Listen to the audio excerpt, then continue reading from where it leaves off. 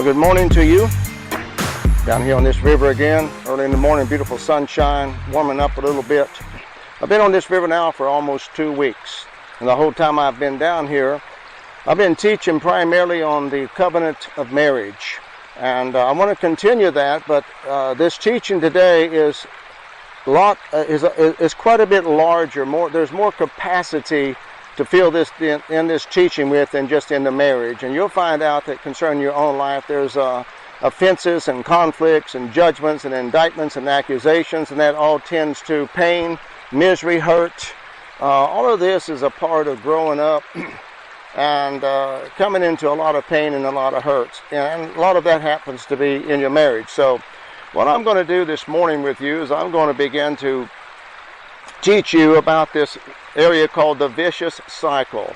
This is a vortex that humans get into, and they can do it for 20, 30, 40, 50, 60, 70 years. And what it is, it's a lifestyle of circling, a 360 lifestyle, if you would. It's a vortex.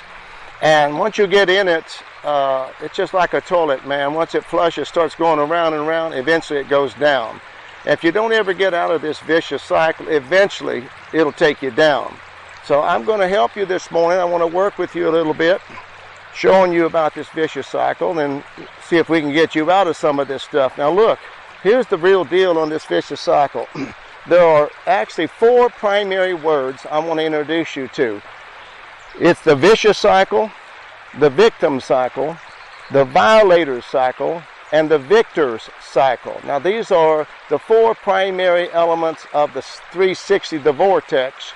You can get thrown into any one of those and you can stay there for life.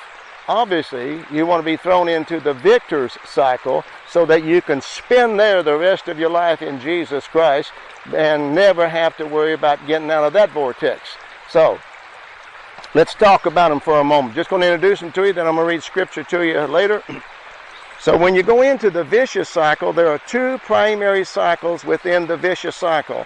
There is the victim's cycle, and then there is the violator's cycle. And ironically, you can be thrown one to another and back to the other and one to another and back to the other over and over in your lifetime. It depends on how you deal with 2 primary words, offenses and judgments.